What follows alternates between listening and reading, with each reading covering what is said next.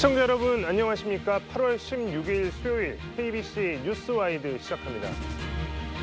김은경 혁신위원회가 대의원제 사실상 폐지 등을 골자로 한 혁신안을 내놓고 활동을 종료했는데요.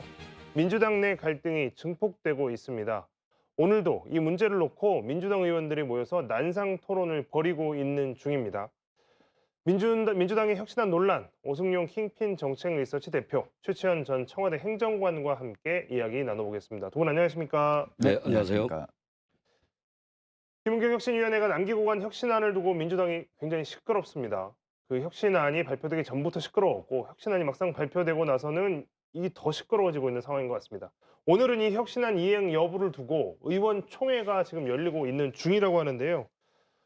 오 대표님, 이거 지금 어떻게 무슨 이야기들이 오고 가고 있을까요? 예, 제가 방송 들어오기 전에 아는 의원께 문자로 한번 상황을 여쭤봤더니 한바탕 하는 중이라는 답장이 왔습니다. 그만큼 혁신안을 둘러싸고 당 내에서 혁신안에 대한 이견이 있고 그 이견이 현재 의원총회 과정에서 표출이 되고 있는 과정인 것 같습니다. 결론을 내기까지 조금 시간이 걸릴 수도 있는 그런 상황인 것 같은데요. 이렇게 된 데에는 사실은 김은경 혁신위가 일정 부분 책임을 지고 있는 부분도 있습니다. 왜냐하면 혁신위 활동 과정에서 국민적인 지지, 여론의 지지가 있었다면 일정한 당 내에서 합의를 도출하기도 쉬웠을 거고 의원들 간의 어떤 이견도 좁히고 저항도 줄일 수 있었을 텐데 그러지 못했던 측면, 오히려 혁신위가 논란이 되었던 그런 상황이 바로 의원총회를 통해서 이게 당의 수용을 요구하는 상황이 되니까 더 큰 논란으로 이어지고 있는 그런 측면들은 있는 것 같습니다. 일단 내용은 차치하고 혁신위의 활동 과정에서 여러 문제점들이 있었고 아쉬운 점들이 있었다. 다만 당 내에서 의견 수렴 과정에서 혁신안이 어디까지 수용될 수 있을 것인지 좀 지켜봐야 될 것 같습니다. 네. 행정관님, 일단 오늘 결론을 내자고 모인 자리도 아니었을 거고요. 이견이 굉장히 예견이 된 상태에서 결론이 나지도 않을 것 같습니다. 그런데 이제 네네. 또 28일, 29일 1박 2일 또 워크숍도 있고요. 어쨌든 이 혁신안에 대한 내용들이 당분간은 계속 이야기가 될 텐데 이거 분란이 점점 더 커지지 않을까 이런 생각 드는데요. 네, 정당이 원래 시끄럽죠. 오늘은 특히나 더 좀 시끄러울 것 같은데요. 아직도 이제 160차 의원총회를 진행하고 있는데 끝나지 않고 난상 토론이 좀 이루어지고 있는 것 같습니다. 어, 더불어민주당이 이제 미래 비전을 만들어내고 어렵게 혁신안을 좀 제출했는데요. 한쪽에서는 여전히 거부 의사를 좀 표하고 있고 더 좋은 미래 모임은 총선 이전까지 논의를 멈추자라고 얘기를 하고 있고요. 친명계 쪽에서는 어렵게 만드는 안을 결국은 당론으로 결정을 하고 당내 민주주의를 하는 첫 번째 발걸음이기 때문에 이걸 수용을 강제하고 있는 그런 좀 상황인 것 같습니다. 어찌됐든 더불어민주당 입장에서는 다양한 의견을 좀 조율하는 좀 과정인 것 같고요. 집단 지성을 통해서 올바른 방향으로 의견을 낼 거라고 좀 생각을 하고 있습니다. 일단 다양한 의견들이 결국에는 수렴이 될 거다라고 조금 희망적으로 말씀을 해 주셨는데 이게 과연 될까 싶은 것이 지금 전당대회 투표 룰 이제 이런 것들이 걸려 있습니다. 그러니까 원내외에 여러 이익이 지금 서로 상충하는 그 아주 첨예한 부분에 대해서 핵심적인 부분에 대해서 지금 혁신위가 안을 냈기 때문에 이것 때문에 지금 갈등이 계속되고 있는 건데요. 오 대표님, 이거 일단 권리당원 70% 그다음에 여론조사 30%로 하자 그러면 기존에 있던 대의원은 빼자는 거지 않습니까? 그러니까 뺀다라는 표현은 하지 않았습니다. 사실상 대의원이 가지고 있던 예전 룰 같은 경우는 대의원이 이제 30%를 가지고 있었죠. 권리당원 40%였는데 이걸 합해서 권리당원 70%로 합산을 한 건데 그 안에 이제 대의원 몫이 들어간다는 의미. 그래서 이제 재조정이라고는 합니다만 사실상 재조정을 통해서 대의원제를 무력화시켰다. 사실상 폐지했다라고 봐도 크게 틀린 얘기는 아닌 것 같습니다. 그래서 이 사안들이 왜 중요하냐면 결국은 다음에 있을 전당대회는 아직 멉니다. 이재명 대표의 임기도 남아 있고 그렇지만 현실적으로 이 다음 수순이 있기 때문에 당내 이견이 존재하는 거죠. 첫 번째로는 이 대의원제 폐지와 전당대회 룰을 바꾸는 것이 만약에 있을지 모르는 이재명 대표의 권리 상황에서 그걸 대비하기 위한 사전 포석의 측면들이 있는 것이고요. 두 번째로 이 혁신안이 가결되면 그다음 수순은 공천 룰을 재개정하겠다라는 게 친명계의 생각이라는 거죠. 그러면 이 재개정하는 절차가 매우 중요해집니다. 근데 지금 현재 당원 당규를 보면 당원 당규의 공천과 관련된 당규의 재개정은 중앙위원회에서 표결하거나 전국 대의원대회를 통해서 의결하도록 돼 있다라는 거죠. 근데 이 절차를 없애서 당원 투표로 의결하자라는 겁니다. 그래서 이런 정치적인 과정들이 다음 수순으로 기다리고 있기 때문에 당연히 이 대의원제 폐지를 두고 친명계와 비명계가 경론을 벌일 수밖에 없는, 이해관계가 정면으로 충돌할 수밖에 없는 그런 상황이라고 보시면 될 것 같습니다. 표현이 굉장히 미묘하지만 정확한 표현을 어떻게 쓰느냐에 따라서 입장도 굉장히 많이 달라질 수 있을 것 같습니다. "폐지 아니다." 뭐 "대의원에 대한 역할을 재조정한 것이다." 이제 이렇게 이야기를 하고 있는 거지 않습니까? 근데 "폐지가 아니다." 그렇다면 이것은 어떤 것을 위한 재조정인가? 이런 의문이 생기거든요. 네. 팩트는 이렇습니다. 대의원제는 유지를 하되 당대표 최고위원 선출 시에 표의 등가를 좀 조정하자는 것이죠. 지금 당내 더불어민주당의 대의원이 16,000여 명인데요. 이제까지는 일반 권리당원은 1 표를 행사를 했고 대의원은 60 표를 행사를 했던 거죠. 여기에 대한 표의 등가, 민족 정당의 구조의 시스템을 좀 만들자라는 혁신위원회 좀 고충이 고민이 녹아 있다고 좀 생각을 하고요.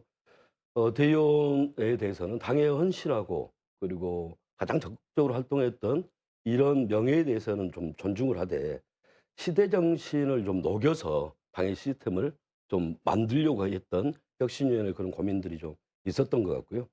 어 뭐 오 대표님도 말씀하셨지만 기존에는 대의원 30 그리고 권리당원이 40 그리고 일반 당원 5회 국민 여론조사를 25로 해서 당대표를 선출했던 이런 안을 시대적 상황에 맞게끔 대의원들의 어떤 권한 를 좀 확대하는 70%로 이렇게 조정을 한 거죠.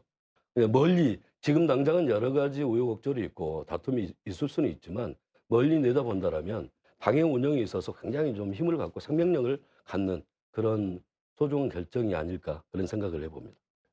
이제 뭐 "시대 정신에 따른 조정이다."라고 인제 말씀하셨는데 이것도 인제 받아들이기에 따라서 굉장히 지금 이제 그 오해 간극이 좀 크기 때문에 쉽게 서로가 이해하고 또 이해되고 하는 이 과정이 굉장히 요원해 보입니다. 일단 그런데 인제 이게 혁신안을 놓고 혁신위가 이제 혁신안을 놔뒀지만 오늘 지금 의원총회에서 경론이 벌어지고 있는 것처럼 이게 과연 합의가 되겠느냐, 협의가 되겠느냐, 혹은 통과가 되겠느냐 라고 하는 현실적인 문제가 있습니다. 이거 통과될까요? 오늘 당장 결론이 나는 것은 현실적으로 어려운 것 같고요. 제가 들어오기 전에 체크를 해 보니까 적어도 당내에 세 가지 의견 그룹이 있습니다. 첫 번째로는 앞서 잠깐 언급을 하셨습니다만 이재명 대표를 중심으로 한 친명계는 이걸 혁신안을 전면적으로 수용하자라는 입장인 것 같고요. 또 이제 비명계 일부에서는 이 지금 당장 총선 승리와 무관한 논의로 당의 분란을 일으킬 필요가 없기 때문에 이 혁신위에서 제안한 혁신안 논의를 전면 중단하자라는 입장, 사실상 거부하는 입장이라고 할 수 있을 것 같고요.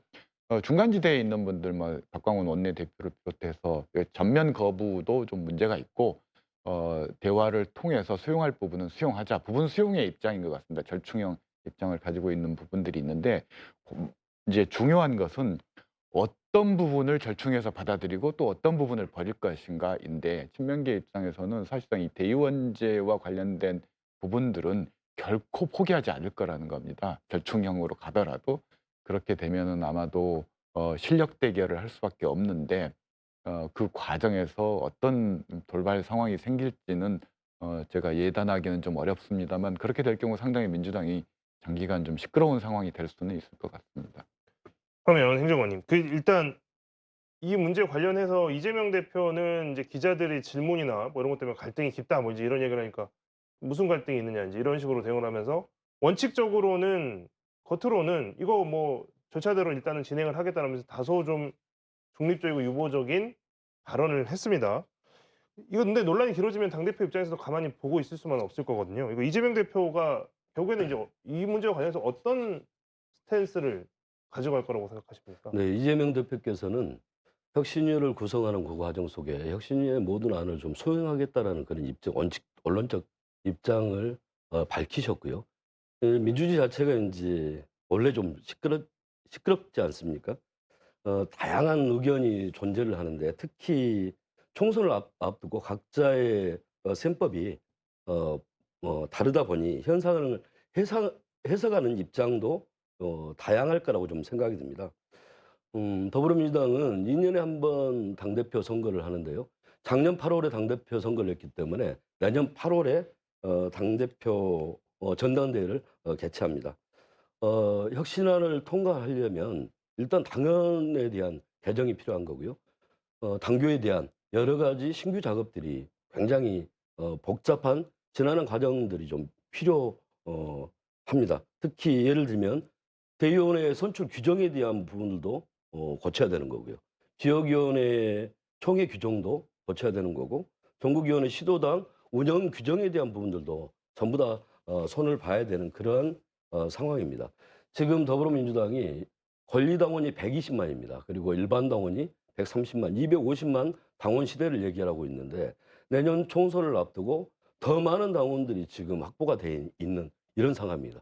세계 정당사에서 없는 이 막강한 당원들, 예전과는 다른 생태계가 조성이 돼 있다는 것이죠. 그러면 거기에 맞는 시스템을 만드는 것, 이게 좀 굉장히 좀 중요하고요.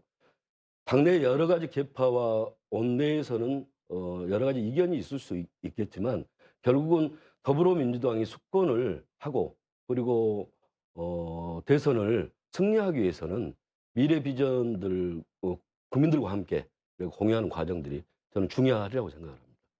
민주당이 이제 혁신안과 관련해서 수용 여부와 상관없이 이제 희망적인 건 혁신위에게 다행스러운 것, 그 이재명 대표에게 다행스러운 것 중에 하나는 전당대회의 룰은 사실상 대의원제의 기존의 30%를 없앤다 하더라도 전혀 문제될 것은 없습니다. 왜냐하면 정당이 대표를 선출하는 방식을 자율적으로 정하는 것이기 때문에 그거 자체가 문제가 될 소지는 없습니다. 당에서 결정하면 되는 문제라는 거죠. 근데 이제 관건이 되는 것은 대의원제 자체 그리고 전국 대의원 대회라는 것은 정당법에 따라서 반드시 유지 운영하도록 정당법에 규정되어 있는 사안이라는 것이죠. 당에서 마음대로 그 대의원의 기능들을 없앨 수가 없는 겁니다. 정당법 위반입니다, 그건. 그 정당법을 고치지 않는 이상 이 문제에 대해서 그러니까 전당대회 룰을 바꿀 수는 있겠지만 당대에서 대의원 대회의 의결 권한을 폐지하는 것은 정당법상 불가합니다. 그리고 대의원이라는 것은 당원과는 성격이 좀 다른 건데요. 예컨대 이 국회의원은 주민의 대표이기 때문에 대표로서의 위임된 권한을 갖는다라는 거죠. 대의원은 당원의 위임된 권한을 가지고 있는 대의기구입니다. 정당법에서 규정하고 있는 그 대의원의 권한을 당원과 똑같이 맞춘다라는 것은 국민에 의해서 위임된 국회의원의 권한과 국민을 1대1로 맞추는 것과 똑같다는 논리가 된다라는 거죠. 그래서 이게 이제 뭐 혁신안에 대해서 제가 가타부타 좋다 나쁘다 뭐 이렇게 평할 위치에 있지는 않지만 대의원제에 대해서 현재 혁신위가 일정 정도 좀 오해하고 있는 부분이 있다. 이런 부분은 좀 지적을 해야 될 것 같습니다. 그 이야기를 또 하나 지점은 또 짚어보죠. 대의원제만큼이나 또 첨예하게 입장이 갈린 게 바로 현역 의원들에 대한 그 하위 평가자 감점에 대한 부분입니다. 혁신안 내용 중에 이제 가장 민감하게 지금 갈등의 요소다라고 하는 게 대의원제와 바로 이 현역 의원에 대한 감점 규정인데요. 이게 뭐 현재 하위 20%에 대해서는 경선 득표 때 20% 감산하기로 했던 것을 혁신위에서는 하위 10%에는 40% 감산, 하위 20%에는 30% 감산, 하위 30%에는 20% 감산 이렇게 현역 의원들에 대한 감점의 폭을 더 넓혔습니다. 그러니까 당연히 현역 의원들은 반발이 커질 수밖에 없는 건데요. 이 문제도 혁신위가 남긴 혁신안대로 되겠습니까? 이게 이제 기울어진 운동장이다. 현재의 경쟁 구도가 그 부분이 일정 부분 맞는 얘기가 있습니다. 왜냐하면 현재 경선 룰이라는 것이 권리당원 50%, 여론조사 50%를 하게 되는데 사실 당원 확보라는 게 뭐 여기 앞에 최치원 전 행정관도 앉아 있지만 그 정치 신인들이 당원 확보하기가 쉽지는 않습니다. 그러다 보니까 아무래도 현역들에게 유리할 수밖에 없고 그렇다면 신인들이 더 활발하게 진출할 수 있도록 뭔가 어드밴티지를 줘야 되는 거 아니냐. 반면 그동안 4년간 의정 활동 실적이 부진한 사람들에 대해서는 뭔가 페널티를 줘야 되는 거 아니냐. 그런 공감대는 있는 것 같습니다. 그래서 이거 역시나 당에서 이제 정해야 되는 건데 이 혁신안대로 하면은 현역 의원의 40%는 페널티를 받게 돼 있는 겁니다. 어마어마한 숫자이죠. 근데 21대 국회의 초선 비율이 정확히 52%입니다. 21대 국회에서.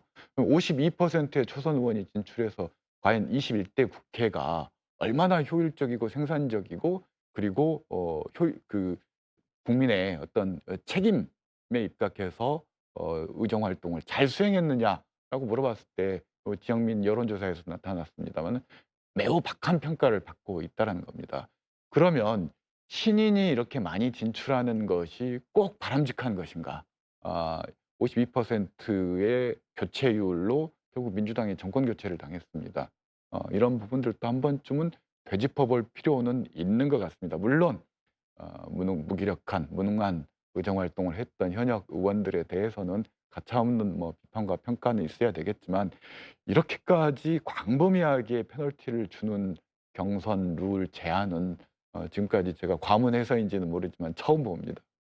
이 문제 관련해서 이제 최 전 행정관께서는 좀 하실 말씀이 좀 많으실 것 같아요. 지금 뭐 사실 이 혁신위에서 발표한 내용이 민주당의 원외 혁신 기구인 더민주혁신회 요구 10대 혁신안에서 이야기한 현역 의원들에 대한 이제 뭐 하위 30% 컷오프 거기까지는 아니지만 뭐 이런 의견들이 좀 많이 받아들여진 거 아니냐 이런 분석도 있고 또 실제로 이제 정치 신인이시니까 이 문제에 대해서는 좀 뭐 솔직하게 어떻게 좀 이번 그 혁신안의 내용을 어떻게 생각하시는지. 네네.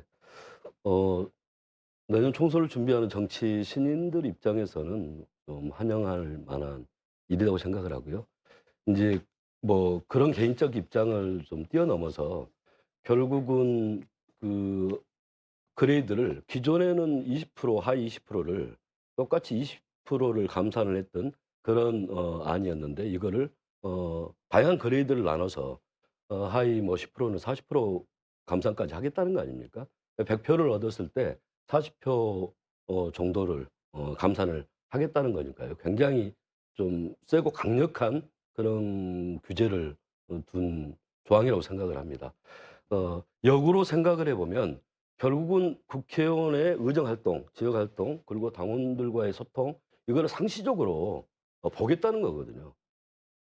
그러니까 결국은 지금의 시점이 중요한 게 아니라 매번 22대가 만들어질 거고 23대가 만들어지고 이럴 텐데 그럴 때 제대로 일을 하지 않는 국회의원들에게 대해서는 페널티를 주고 그리고 정치 신인들에게는 문호를 개방을 하겠다는 거죠. 그런 측면에서는 굉장히 저는 포지티브한 긍정적 요소가 있다고 생각을 하고요. 결국은 더불어민주당이 수권 정당으로 나가는 과정 속에 새로운 피를 수혜를 하고 특히 내년 총선에는 혁신과 쇄신에 대한 정확한 하도를 가지고 가야 되는데 여기에 진입 장벽을 좀 낮추는 그런 효과들이 분명히 있다고 저는 생각을 합니다. 두 가지 점은 좀 조정이 될 가능성이 있다고 보는데요. 첫 번째는 10%에서 40%까지 비례 감산이 전례 없는 감산 폭이거든요. 그래서 아마 이건 뭐 최춘현 전 행정관 같은 경우는 무조건 환영할 수밖에 없는 그런 안일 거고 또 현역 의원들은 "무슨 소리냐. 이게 말이 안 되는 얘기다." 뭐 이렇게 hir난을 할 것 같은데 그 중간 지점에서 좀 수렴할 조정될 가능성은 좀 있어 보입니다. 두 번째로는 이게 이제 전국 단위로 적용되느냐 아니면 권역별로 적용되느냐에 따라서 이 파급 효과가 다르다라는 겁니다. 예컨대 전국 단위로 가게 될 경우 호남 지역 의원들이 하위에 들어가는 비율들이 상당히 낮습니다. 그 이유 중에 하나는 이 의정 활동 평가가 변별력이 없다라는 겁니다. 그러면 변별력을 만드는 게 현역국 평가에서 당원 모집 실적 같은 게 가장 큰 변별력을 만드는 지수인데 당원 모집 실적에서 호남 지역 의원을 따라갈 수 있는 의원들이 많지 않다라는 거죠. 그래서 정작 지난 21대를 앞두고도 이걸 운영해 봤습니다만 호남 의원들이 포함이 안 됩니다. 왜냐하면 의정 활동 실적은 다 양적인 평가에서 다 어느 정도 수준까지는 의원들이 맞춰 놓기 때문에 변별력이 거의 없다라는 거죠. 그래서 이걸 호남 권역별로 적용할 경우 그 파급 효과가 차별적으로 적용되는데 호남에서는 그 권역별로 적용하면 상당히 현역 의원에게 치명타가 될 수 음. 있다. 그만큼 호남 현역 의원들은 이 규정에 대해서 상당히 반발할 여지가 있다고 저는 봅니다. 또 역으로 좀 생각을 해보면요. 이 평가에 대한 기준을 결국은 뭐 국회의원들끼리의 다면 평가가 있을 수도 있고요. 그 의정 활동에 대해서는 또 보좌진들이나 이분들의 의견이 있을 수도 있는 거거든요. 그리고 이런 것들을 좀 세분화해서 조금 더 당원들이나 국민들이 좀 납득할 만한 이런 것들을 좀 토론을 통해서 만들어낸다라면 이 과정 자체가 국민들과 소통하고 공감하는 이런 과정이라고 생각을 하거든요. 그러니까 정치가 결국은 국민들과 함께 가야 되는 건데 그런 속에 좀 감동을 만들어내는 것 음. 이런 것들은 좀 중요하다고 그러니까 이제 생각합니다. 평가의 핵심은 논란이 없도록 해야 된다라는 거죠. 근데 방금 말씀하셨듯이 어떤 보좌관의 평가라든지 당원들의 평가라든지 이런 평가는 대부분 주관적인 평가일 수밖에 없게 됩니다. 해석에 따라서 달라질 수 있는 입장에 따라서 달라지는 건데 그러면 평가를 당하는 입장에서는 이거 당연히 편파적인 평가라고 문제 제기를 하고 이 평가 과정에 대해서 당이 또 다른 분쟁과 갈등의 소지를 만들 수 있는 거고 그 주관적인 평가를 최대한 배제하고 숫자와 점수를 통해서 해야만이 이게 이견이 줄어들 수 있는 거죠. 그러면 혁신위가 그걸 어떻게 이렇게 잘 지수화해서 어떤 해석에 따른 갈등을 줄일 수 있을 것인가는 큰 숙제일 것 같습니다. 일단 뭐 지금 혁신안을 가지고 논란이 계속되고 있는 상황인데요. 뭐 구체적인 이야기들은 앞으로 좀 더 지켜보면 될 것 같습니다. 주제를 바꿔서 뭐 시간이 많지는 않지만 이 이야기를 꼭 하고 넘어가야 될 것 같습니다. 이재명 대표가 백현동 개발 특혜 의혹과 관련해서 조사를 받습니다. 내일 17일에 이제 검찰에 이제 출석을 합니다. 또 출석을 하는데 올해 들어서만 벌써 네 번째입니다. 백현동 개발 특혜 의혹은 이 대표가 2015년 성남시장으로 재직할 당시에 옛 한국식품연구원 부지를 아파트 단지로 개발하는 과정에서 개발 업체에 인허가 등 각종 특혜를 제공했다는 내용입니다. 이 관련해서 뭐 최근에 이 대표가 "이론 한 푼 안 취했다." 뭐 이렇게 하면서 아주 강력하게 반발을 하고 있는데요. 자, 이거 반박하고 하지만 이제 검찰은 또 출석을 요구를 했고 어떻게 흘러갈 거라고 보세요? 두 가지는 확실한 것 같습니다. 첫 번째 뭐 여러 언론에도 나왔습니다만 네 단계 이 용도 변경이 이루어졌다는 것 그것이 이례적이라는 것은 확실한 것 같습니다. 그렇게 이제 급격하게 단기간에 다뤄졌던 전례가 없기 때문에 그렇다라는 거고요. 두 번째로는 이 모든 이재명 대표를 둘러싼 의혹이 어떤 객관적인 증거에 의한 것이 아니라 아시아 디벨로프라는 그 개발사죠. 그 정바울 대표의 증언에 의한 의혹이라는 것이죠. 그렇다면 이 증언을 뒷받침할 수 있는 증거는 검찰이 과연 찾아내고 소환을 한 것인지에 대해서 저는 좀 의구심이 있습니다. 그래서 만약 이 정바울의 증언을 입증할 만한 또 다른 물증이라든지 또 다른 어떤 피고인들의 어떤 증언들이 나오지 않는다면 이걸 가지고 기소하는 것이 쉽지는 않을 거라고 봅니다. 일단 이재명 대표 측은 방금 뭐 오 대표님 말씀해 주셨던 것처럼 검찰이 또 이거 뭐 특정한 사람 언론만 명백한 물증도 없이 또 나를 망신 주는 거 아니냐 뭐 이제 이런 식으로 주장을 하는 것 같습니다. 어제는 SNS를 통해서 검찰 진술서 요약본까지 공개하면서 강하게 반박을 했는데요. 지난번 대장동 특혜 의혹 때는 검찰 출석했지만 진술을 거부한 채로 수사를 받고 나왔습니다. 행정관님, 그 이거 이번에도 뭐 역시나 비슷한 상황이 반복될까요? 네. 어제 공개 메시지를 냈고 그리고 검찰 진술도 요약본도 공개를 했습니다. 이재명 대표의 입장은 좀 명확한 것 같습니다. 불공정 표적 수사에 정정당당하게 좀 맞서겠다 이런 입장이고요. 본인을 좀 희생 제물로 삼아서 정권의 무능을 감추고 그리고 민심 위반 위기를 모면하는 전략적 소환으로 규정을 한 것 같습니다. 무능한 정치 검찰에 맞서 싸우겠다는 의지를 명확히 한 거라 생각하고요.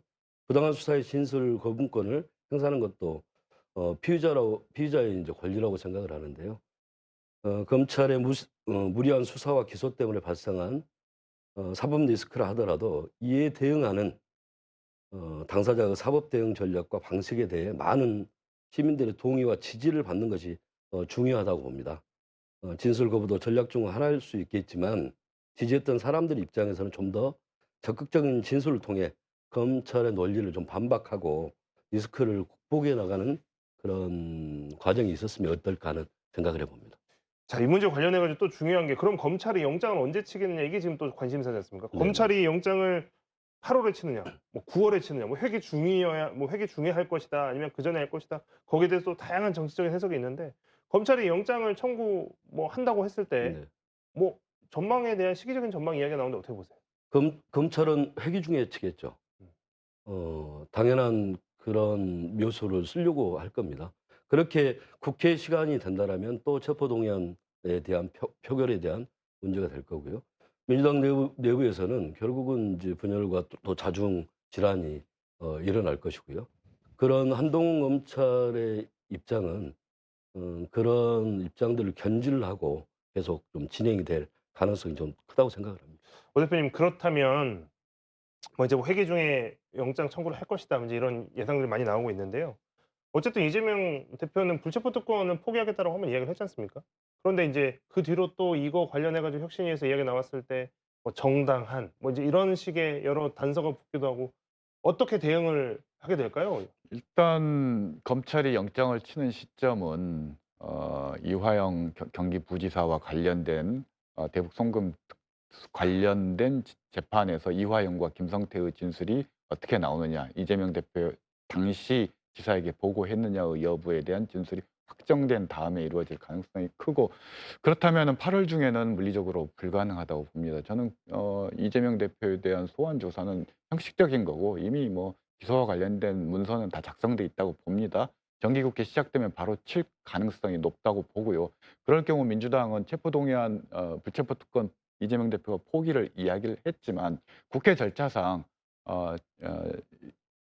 국회로 이제 법무부에서 넘어오게 되면은 표결은 할 표결을 수밖에 해야죠. 없는 그런 절차를 가지고 있고요. 그렇다면 민주당 입장에서는 자연스럽게 이제 하면서 중요한 것은 이것이 이제 서울중앙지원에서 구속작부심을 받게 되는데, 이게 3명의 영장 전담 판사의 성향이 또 다 다릅니다. 이게 누구에게 갈 것인가, 그리고 갔을 때 어떤 결과가 나오는가가 아마 민주당 입장에서는 좀 촉각을 세울 수밖에 없는 그런 상황인 것 같고, 그걸 결정하는 데 있어서 검찰이 앞서 말씀드렸던 정바울 씨의 증언 외에 어떤 실체적인 증거를 제시하는가, 이 부분이 포인트일 것 같습니다. 정기국회가 또 시작이 되면서 또 검찰이 어떤 행보를 보일지, 또 거기에 대해서 민주당 이재명 대표가 어떤 반응을 할지 지켜봐야겠습니다. 오늘 두 분과의 이야기는 여기까지 하겠습니다. 감사합니다. 네, 고맙습니다.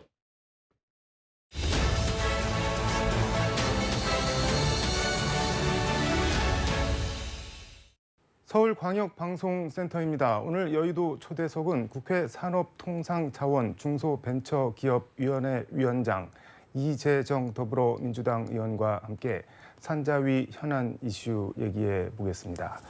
위원장님 어서 오십시오. 네, 안녕하세요. 산자위 현안 얘기 앞서 어제 8.15 광복절 경축사에서 윤석열 대통령이 공산 전체주의를 맹종하며 조작 선동으로 여론을 왜곡하고 사회를 교란하는 반국가 세력들이 여전히 활개치고 있다, 뭐 이런 말씀을 하셨는데 어떻게 보셨나요? 네, 역사를 몇십 년 전으로 돌려서 한국 정치 정말 80년대 뉴스에서나 볼 법한 그런 네. 메시지가 그것도 광복절 네. 축사 과정에서 나왔다는 거 너무나 참담하고요. 네. 그렇지만 전혀 예측 못했던 게 아닌 게, 기억하실지 모르겠지만 첫 유엔 총회 연설에서 네. 가치 외교라는 이야기를 하면서 비슷한 얘기를 했어요. 당시에 그 이야기를 들었던 미국의 많은 학자분들이나 네. 정치인분들도 그 얘기를 했어요. 약간 메카시 느낌이 나는, 당시에 그 워딩이 그대로 있었습니다. 영어로 연설을 네. 하던 당시에. 네. 메카시 느낌이 나는데 느닷없이 왜 이런 메시지가 유엔 현장 연설에 들어가야 했을까라는 얘기를 했는데, 심지어 8.15 광복절에 다시 한번 그 얘기를 하면서 네. 지금 시대가 요구하고 있는 이제 역사성에 기반한 대통령의 발언으로는 너무나 부적절했죠. 게다가 지금 일본에서는 야스쿠니 신사 참배 네. 예년보다 훨씬 더 대규모로 이루어진 것에 대해서 많은 분들이 공분을 하고 있는데 네. 관련한 언급, 뭐 물론 대통령이 언급하기엔 적절하지 않을 수 있지만 충분히 역사 안에 반추해서 적당한 메시지를 넣을 수가 있거든요. 일본에 대해서는 굉장히 과거를 묻지 말자라는 식의 이제 미래 얘기가 굉장히 공허하게 들렸었는데 심지어 국내 정치 세력을 향해서 네. 몇십 년 전에나 불법한 그런 메카시적 메시지 참 그 현실 자체가 사실 우려스럽기도 하지만 더 우려스러운 건 그런 가치관으로 국가 경영을 해나가는 이제 내일을 바라보는 국민들의 심정이 어떠실까 싶습니다. 근데 이런 말씀도 하셨는데 공산 전체주의 세력은 늘 민주주의, 인권, 진보주의 행동가로 위장하고 허위선동, 야비, 패륜적인 공작을 일삼고 있다 뭐 이렇게 했는데 민주주의를 위한 변호사 모임 민변 출신이시잖아요. 그러면 공산 전체주의는 아니시죠? 민주가 들어가고 있는데. 인문학적 소양도 너무나 부족하셨어요. 정말 그야말로 단순하게 묶어가지고 네. 적당히 이제 극우파에게나 설득 가능한 그런 워딩을 써가지고 얘기하셨는데 바로 그게 그 유엔 연설에 그 방식으로 있었어요. 우리 사회에서 네. 그런 반가치 세력들, 이제 공산화 세력들이 진보, 그 다음에 민주주의자를 가장하고 있다. 네. 이런 얘기가 유엔 연설 당시에도 있었거든요. 결국은 야당을 계속 협치의 대상이라든지 네. 대화의 대상으로 느끼지 않고 정말 박멸해야 될 어떤 세력으로 느끼는 게 아닌가 싶었던 적이 한두 번이 아닌데 네. 아니나 다를까 그런 가치관을 여실히 보여주는 연설이었던 것 같습니다. 알겠습니다. 이 얘기는 이 정도로 하고 산자위 얘기해 보겠습니다. 네. 그동안 산업통상자원 중소벤처기업위원회 위원장을 여성 의원이 맡았던 적이 있었나요? 어떤가요? 제가 처음이라고 들었습니다. 예. 아. 저희 상임위 소회의실에 가보면 네. 역대 위원장님들의 사진이 걸려 있는데요. 네. 상임위가 그 합종 연행을 또 하기도 했죠. 예를 들어 문체위 같은 경우 내전은 네. 교문위 방식이었고 산업이 역시 마찬가지였죠. 다양한 방식으로 결합도 됐다가 분리도 됐다가 했는데 네. 그 과정에서도 여성 위원장은 없었습니다. 근데 민변 출신 변호사 법조인 출신인데 어떻게 산자위원장을 맡게 되신 건가요? 네. 지원을 하신 건가요? 어떻게? 네. 네. 그리고 제가 해당 영역에 관심도 있었고 사실 뭐 민변 출신이고 어떻게 보면 법조 영역에 네. 전문화돼 있을 거라고 생각하지만 제가 그 사법연수원 당시에 네. 제 전공이 국제법, 그래서 국제거래법 등등 해서 제가 외통위에서 네. 간사로 활동하면서도 통상 영역하고 지금 외교 영역이 떨어질래야 떨어질 수 없어서 우리 산업부하고도 계속 유기적인 관련을 맺고 있었고요. 네. 특히 에너지 문제, 초선 때부터 시작해서 전기요금이 해마다 여름이면 문제가 됐던 네. 때가 많은데요. 그때마다 전기요금 관련된 TF라든지 산업 영역 TF에 네. 계속 함께하면서 관련된 관심을 계속 표해 왔었고 그 점을 또 원내에서는 네. 또 평가를 하셨던 것 같아요. 다만 소위 알짜배기 상임이라고 합니다. 선거를 앞두고 많은 분들이 탐내고 욕심내는 상임이기도 하고 네. 그렇다 보니까 통상 여성 목세 위원장을 줄 때는 여가위라든지 네. 또는 복지위, 보건복지위, 환노위 그러니까 그게 중요하지 않다가 뜻이 아니라 네. 여성의 역할을 소위 돌봄, 살림의 영역으로 한정시킨 방식이 좀 통상적이었죠. 늘 그래 왔었는데 산자위에 네. 여성에게 리더의 자격을 준다는 것은 또 진일보 하나의 결정이었다고 원내 결정이었다고 생각하고요. 그 기대에 부응할 생각입니다. 지금 산자위에서 제일 뜨거운 뭐 이슈나 쟁점 뭐 어떤 게 있을까요? 뭐 다양한 쟁점들이 있는데요. 네. 특히 원전, 전기를 생산하는 방식과 관련해서 원전 논쟁은 문재인 정부 당시부터 세력간이 있었다는 것도 아실 텐데요. 그 문제가 단순히 그런 뭐 원전을 어떻게 활용할 것인가의 문제를 넘어서 네. 뭐 R200이라고 네. 많이 들어보셨죠? 통상 영역에 있어서 이제 기후에 대한 에너지에 대한 친환경적 변환이 사실은 관세 아니면서 비관세 어떤 또 다른 장벽으로 작동하고 네. 있고 해서 굉장히 중요한 문제인데 그 부분들이 수출에 많이 의존하고 있는 대한민국 산업에는 굉장히 어떻게 가야 부담으로 될지 지금, 모르는 이제 그리고 그런 정책적인 설정과 이런 부분이 어느 네. 때보다 중요한 시기가 됐죠. 일단 하반기 산자위 위원장으로서 이거는 꼭 뭐 해보고 싶다든가 해야 된다든가 총론에서 한 말씀 듣고 강론으로 좀 들어가 보도록 하겠습니다. 경제가 어렵다는 얘기는 늘 했다고 하더라고요. 네. 그럼에도 불구하고 수치가 가르치는 것들이 또 보여주는 것들이 있는데 네. 금리도 그렇고 그리고 또 코로나 이후에 사실은 이제 조금 이제 견뎌온 산업들이 네. 조금의 물꼬를 터야 하는 상황에서 국제 환경이 너무 좋지 않습니다. 이제 환율 문제도 마찬가지고요. 그 상황에서 가장 약한 고리들이 가장 먼저 끊어지게 돼 있거든요. 지금도 코로나를 극복해 오면서 소위 이제 퇴출 위기 기업 지수를 기준으로 봤을 때 대기업보다 중소기업들이 훨씬 더 그 기업 수가 많습니다. 그처럼 어떻게 보면 중간 허리 그리고 또 서민 경제에 가까운 중소소상공인들까지 포함해서 그 부분에 주력할 수밖에 없는 때가 아닌가 싶고요. 그 부분에 있어서는 사실은 이미 개발된 정책 네. 그리고 또 우선 법을 통해서 보완해야 되는 것들이 국회에서 많이 논의가 됐습니다. 모든 걸 다 잘할 수 없다면 우리 경제의 허리, 서민 경제를 좀 뒷받침하는 데 네. 역할을 하고 싶습니다. 엄청나게 막중한 일을 맡고 계신 듯한 느낌이 드네요. 예, 그래서 국회에서도 네. 상임위 위원이 많은 위원회 중 하나입니다. 국토위와 더불어서 상임위원이 네. 굉장히 많습니다. 이게 일반 국민 삶하고 가장 밀접하게 연관되는 것 중에 하나가 전기 요금인데 네. 거기다가 올 여름 폭염도 그렇고 이건 뭐 전기 요금 얼마나 나오는 거냐 뭐 이렇게 걱정하시는 분들이 많은데 옛날부터 궁금했는데 전기 요금은 누가 어떻게 결정을 하는 건가요? 이거는? 네, 전기 하면은 네. 이제 지금도 나머지 재화들이 시장 가격에 형성되는 것에 비해서 약간 공공 정책적인 역할을 한다고 네. 생각하기 때문에 전기요금이 인상되면 정부가 먼저 이제 비판을 받게 되고 비난을 네. 받게 되고 그런 건데요. 맞습니다. 이제 가격을 결정하는 과정 중에 그런 요소들이 많이 들어가 있습니다. 네. 실제 예전에는 한전이라고 우리 얘기하는 네. 이제 한전에서 전기 생산도 독점적으로 하고 공급도 독점적으로 해왔는데 최근에 생산 구조는 굉장히 다변화되긴 했어요. 민간 전기 사업자도 있고 그런 전기 생산자들이 여러 그룹이 있으면 소매 시장이 따로 있고 도매 시장이 따로 네. 있는 거예요. 도매 시장이 바로 그런 생산 사업자들로부터 이제 전기 공급을 한전이 이제 받는 거고 그렇게 전기를 사서 그 다음에 최종 소비자를 향한 가격은 또 정책적으로 따로 정해집니다. 그 모든 것이 합산되고 정책적으로 고민해서 약간 조정한 가격이 전기 가격이 되는 겁니다. 이제 단계는 네. 소매와 도매 이 두 시장에서 이제 국가가 관여하는 방식으로 이루어지죠. 뭐가 상당히 복잡한데 복잡하죠. 그런데 중요한 건 네. 공공재라는 성격을 국가가 네. 하고 있다는 거고 무엇보다 서민 경제에 있어서 또 중소상공인한테는 굉장히 중요한 부분이기 때문에 국가의 역할이 중요하고 따라서 네. 향후 정책에 있어서도 국가 책임이 중요하다. 그런 그래서 의미입니다. 뭐 하반기에 또 오르는 건가요? 어떻게 되는 건가요?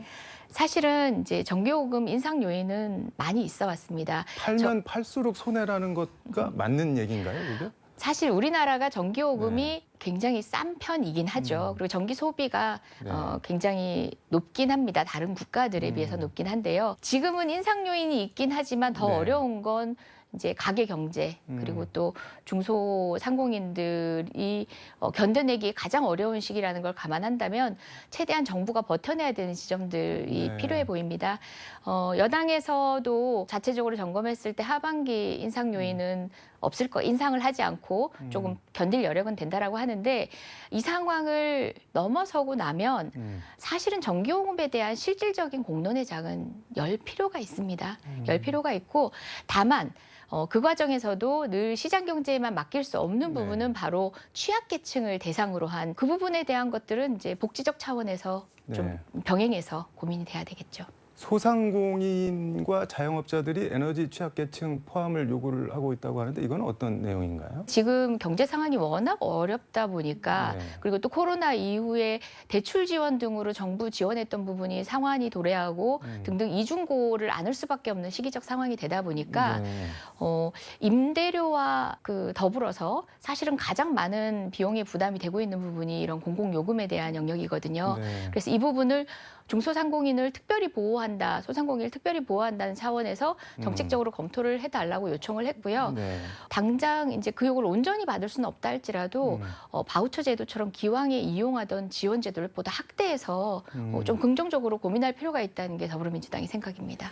지금 산자부 한국전력 이게 다 국회 산자위 관할 기관들인데 네네.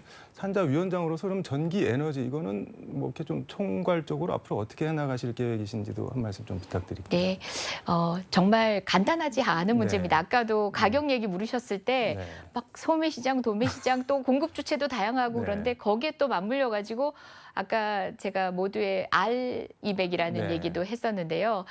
실질적으로 이제 탄소 배출과 관련해서 국제사회가 네. 환경 보호에 대한 정책을 굉장히 강화하고 있고 저희가 그 RE100이라고 하는데 윤석열 정부는 지금 CF100이라는 얘기를 하는데요. RE100이라고 할 때는 리뉴어블 에너지, 재생 네. 에너지 100%라는 뜻이에요. 근데 윤석열 정부가 강조하고 있는 CF100은 카본 프리, 그러니까 탄소를 배출하지 않는 것.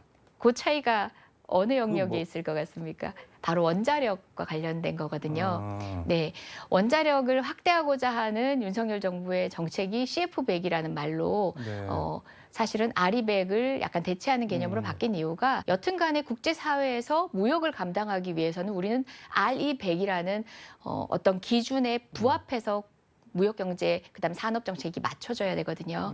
이 상황에서 결국은 산자위에서 다 다룰 수밖에 없는 그 원전 문제라든지 근원적인 대치점에 네. 있는 문제들이 사실은 더 이상 회피할 수 없는 문제가 돼 있는 형국입니다. 상당히 어려운데 그래서 윤석열 정부가 제대로 방향을 잡고 간다고 보시는 건가요? 아니면 방향 자체가 좀 이상한데 이렇게 보시는 건가요? 예, 제가 방금도 RE100과 별도로 네. CF100이라는 말을 만들고 있다. 근데 뭐 국제사회를 견인하면 모르는데 혼자 먼저 달려가지고는 되는 게 아니잖아요. 이게 우리나라 같은 우리나라에서만 쓰는 무역국가에서는. 말인가요? CF100이라는 건? 그런 말이 우리나라에서만 쓰는 말은 아닌데요. 이토록 정부 정책에 굉장히 유의미하게 작동하는 경우는, 그러니까 학계에서 얘기하거나 산업계에서 얘기는 네. 하긴 합니다만은 정부 정책에 특히 여당이 이렇게 주도적으로 거기에 힘주어서 먼저 강조하기는 쉽지 않은 말이죠, 사실은. 근데 프랑스 같은 데는 재생에너지를 강조를 하면서도 원자력은 또 버리지는 않고 있잖아요. 맞습니다.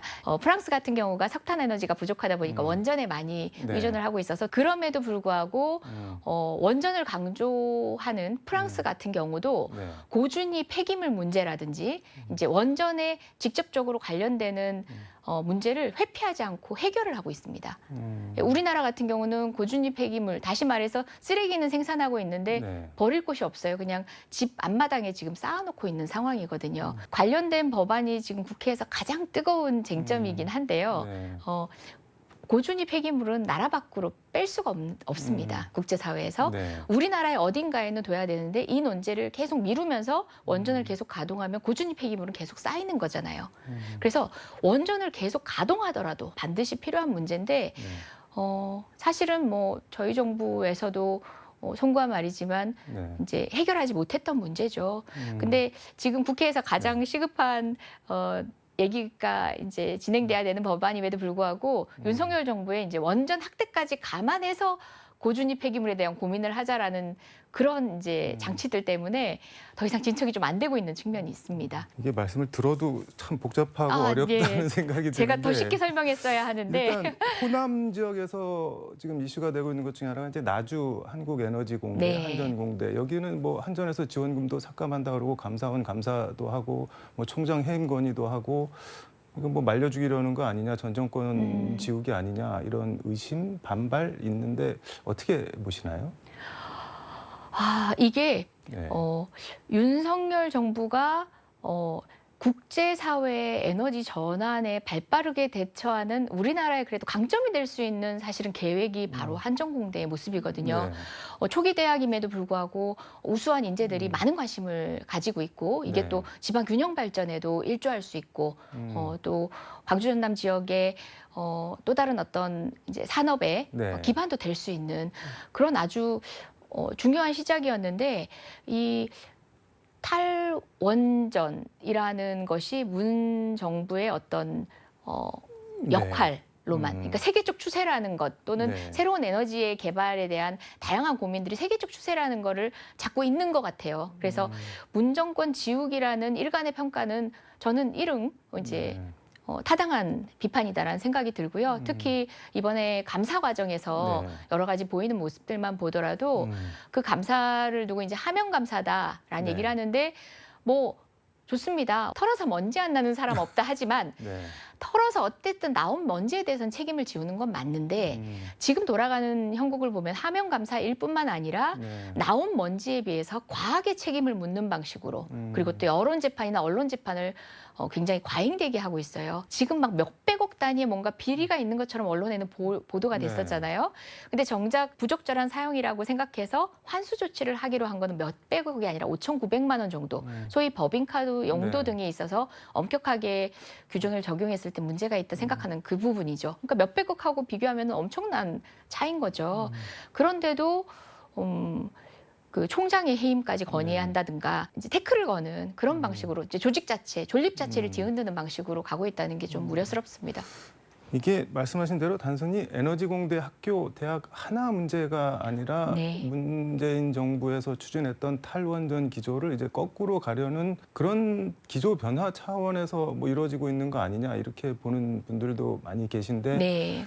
국회에서 그거에 대해서 대처할 뭐 수단이나 방법이 있나요? 아니면 그냥 처분을 밖에서 그냥 지켜보기만 해야 되나요? 어떻게 해야 되나요? 지금도 계속 이제 감사원 감사 과정의 문제점들 그리고 또 그 산업부 자체 감사 네. 어떻게 하라 이런 주문을 하는데 총장 해임까지 거론을 하고 있다는 것 자체가 굉장히 네. 정치적으로 접근하는 거고 특히 그 법률적인 얘기를 하면서 지금 현재 한전공대는 총장에 대해서 그 소위 징계를 할 수 있는 다른 규정이 없고 해임권만 있다는 거죠.